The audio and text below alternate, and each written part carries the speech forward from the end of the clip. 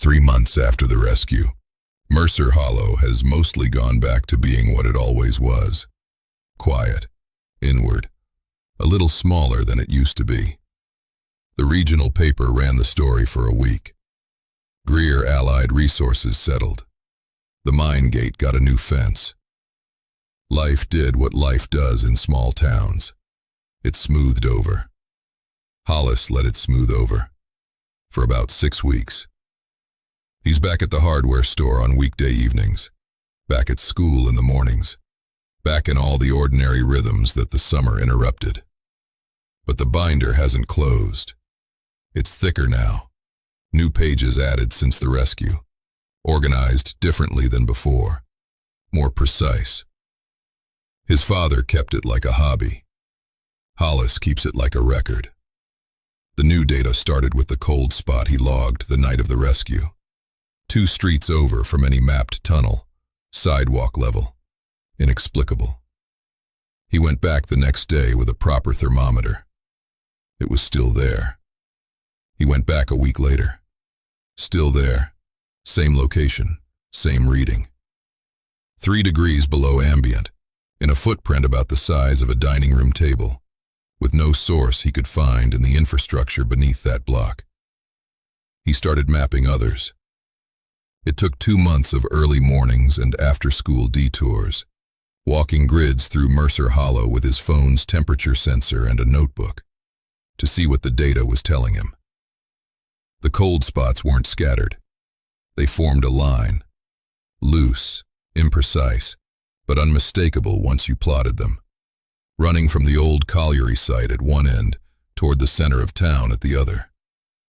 Whatever was happening underground wasn't static. It was directional.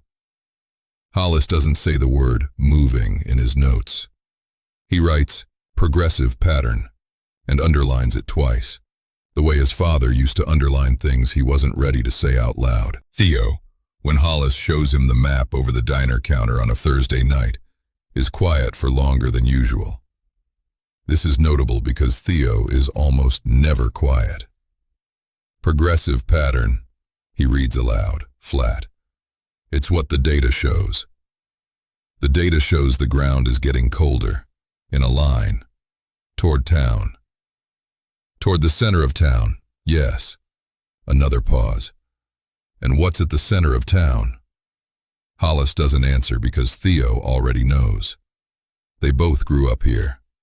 The center of Mercer Hollow, where Main Street crosses Route 9, where the old company office building sat before it was converted to apartments, where the ground has been slightly warm to the touch every winter for as long as anyone can remember. That's the burn, the heart of it. Something underground is moving toward the hottest part of the burn, from the direction of the mine that started it. I don't know what that means yet, Hollis says. Okay, Theo says. He pushes the notebook back across the counter. You want pie? The letter arrives at Brennan Hardware on a Wednesday, addressed to Hollis by name, on stationery from a law firm in the regional city 40 minutes away. Pete hands it to him without comment, which means Pete has read the return address and decided not to ask. The letter is 4 sentences. It says that a client of the firm wishes to speak with Hollis Brennan regarding recent events in Mercer Hollow, that the client has information potentially relevant to his research, that the client requests a meeting at her home at his earliest convenience, that the client's name is Donna Greer. Hollis reads it 3 times standing behind the register. He knows the name. Everyone in Mercer Hollow knows the name. It's on the historical marker outside the library, on the old company ledgers he photocopied in the basement months ago, on the legal filing that sealed the shaft in 1974. Greer Coal Co. Donna Greer. He'd assumed, without ever checking, that there was no one left by that name. He calls the law firm from the hardware store parking lot. The assistant who answers confirms only that Miss Greer is entirely well. She does not use email. She would prefer he come in person. Hollis tells his mother that night, which is the right thing to do, and harder than he expected. Diane Brennan listens to the whole thing without interrupting, which is how he knows she's worried. Then she asks 2 questions. Is he going? And is he going alone? He answers yes to the first, and, after a pause, no to the second. Mara says yes when he asks her, and she says it faster than he anticipates, which tells him she's been waiting for a reason to start moving again. It's the first time they've made plans together since the hospital. She looks steadier than she did. She's back at school. She laughs in the hallway sometimes. But there's something underneath the steadiness that Hollis recognizes because he has the same thing.